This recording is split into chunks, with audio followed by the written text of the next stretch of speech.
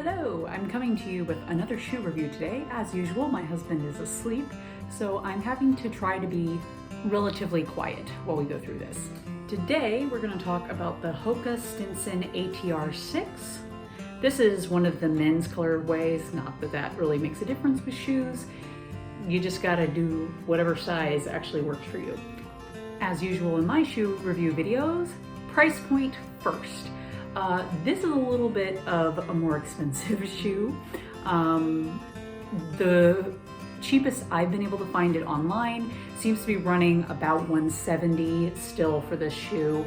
And it's probably because it's a tank. There are a lot of materials in the shoe, and we're going to talk about a couple stats first before we get to pros and cons of this particular tank model. First things first, let's start with the weight. Now, my size is a size 9.5 women's. This is a size 8 in men's. And I weighed it on my scale this morning. It does have a little bit of like dirt on the outsole, so that could minorly affect that. But the weight that I got for it was 10.65 ounces or 302 grams. That is a heavy shoe.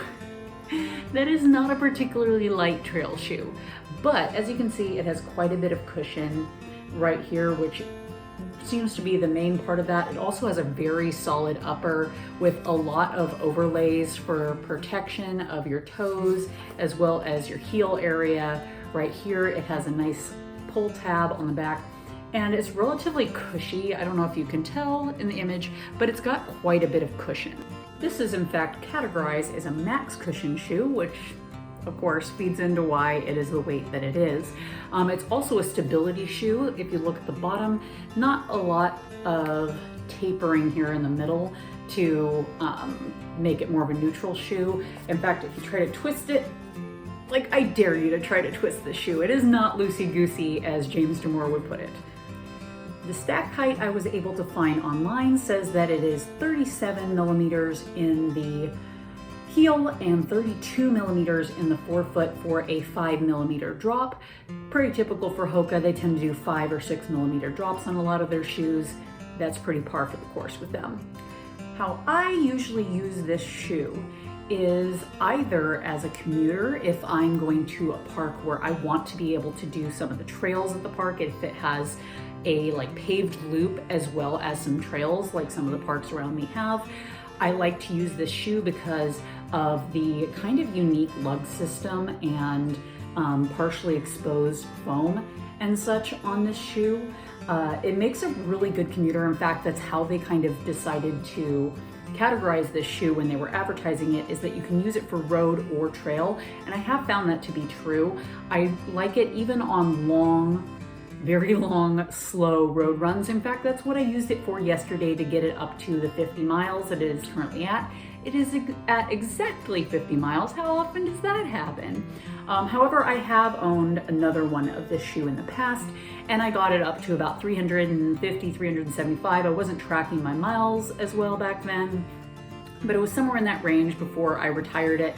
I really only retired it mainly because the outsole rubber in this area ended up wearing down to where it was very flat and it just didn't have as much grip anymore. I honestly could have gotten probably a good 50 to another 100 miles out of it, but the midsole was starting to lose a little bit of bounce by that point, and I just kind of wanted an excuse to get a new one. Also, at the time, I was dealing with some IT band issues, and I just didn't want to risk it with something where the midsole didn't quite have the same life in it anymore. Another thing I really like to use this shoe for is more buffed out, windy single track trails that don't have a ton of elevation gain, and we'll get to that shortly when we talk about the cons. It's very good for cornering, I found, because even though it does have this max stack height, it feels quite cushy on the foot, but it doesn't collapse under you a lot. And because it is so stable, it seems to handle cornering quite well. The race that I have in mind that I actually raced in this shoe with was I went to Oklahoma last March, and we did a run called the Snake Run. It's partially called the Snake Run because there's a lot of snakes known in the Turkey Mountain trails in Tulsa area, but it's also because it's extremely windy. I will put up an image of the map for that right here. Assuming I was able to find that map and actually put it up, as you can see, it literally has a skull and crossbones at one point because the corner is so hard. But this shoe handled it by like a champ. We were completely rained out on that race. It was a single track trail, so the single track completely filled up with water, and we were literally running through like a stream for the majority of the race, and the shoe handled that pretty well, which is especially amazing on this shoe considering it does have all these overlays and it has these bits that look like it wouldn't allow for much drainage. I don't know, don't quote me on this because this was about a year ago. I don't remember there being an issue with drainage. However, once I got to the bits of the course that actually wasn't having me run through puddles, I don't remember it continually sloshing in the shoe. I remember it actually draining enough that it didn't feel like I was running inside of a puddle in the shoe. With all those things being said, we're going to move on to pros and cons of this shoe that I've noticed.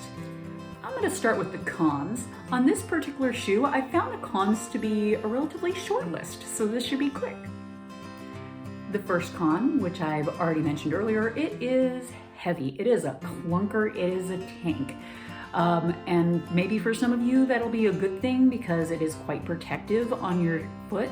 But if you're doing anything with a lot of elevation gain and such, having to lift your legs repeatedly with that kind of weight on your foot is not so much fun. It handles downhill pretty well, but the uphill part can be painful in this shoe.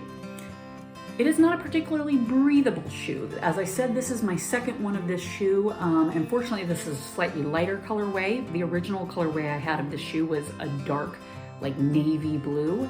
And the fact that it wasn't particularly breathable and the colorway being a darker color, my feet baked in Utah here. When the sun would come out and actually hit the shoe, just not the best ventilation. I was getting blisters at the time, but I was getting blisters at the time for pretty much every shoe on the arch of my one foot for some reason. That problem seems to have resolved itself, but that's just something to keep in mind. It is not particularly breathable. Not uncommon for trail shoes in general, but just something to keep in mind. And as I mentioned at the beginning of the video, price point. It's not a particularly cheap shoe, but you do get a lot of shoe for the price. But like I mentioned, not very cheap, 170 bucks, most places that I'm seeing online, REI, a bunch of other stores. I got mine from REI. What's funny is I seem to recall it actually being 160 when I got it, and it seems to have gone up by $10. Maybe I'm misremembering, but the price point is not the most affordable, but it is a shoe that you will get a lot of miles out of, so that's kind of nice. And as for the pros, the stability, like I mentioned before, it handles cornering quite well. If you're doing windy single track, this guy will help you. I did not sprain an ankle. I actually, when I started running in the shoe, I had very weak ankles. I used to sprain my ankles before I started running, probably like 2 to 3 times a year, really bad sprains. That's how bad my ankles were. And I have not twisted an ankle in this shoe. Regardless of the high stack height, it has handled corners and more technical trails, as long as it doesn't have a ton of incline, quite well. Another pro is the comfort. It is quite comfortable for long distances, provided it's not particularly hot weather because of that breathability issue, but especially in cooler weather or rain or mud, this guy handles it. Oh my gosh. So like I mentioned, that one race I did was in Oklahoma. Now, if you've ever been to Oklahoma, they don't have normal mud. No, they have freaky mutant mud that is like clay, and it is slick as snot, and it clings to everything. It did cling to these shoes quite a bit, unfortunately. The mud did not fall off of it on that race, and it got quite heavy, and I'd have to bang it against a rock or something to get it off. But as far as me slipping and sliding in the mud, it handled it quite well. Even though the lug depth isn't particularly deep, it actually did very well. I haven't tried it on snow and ice, but it does handle wet surfaces well.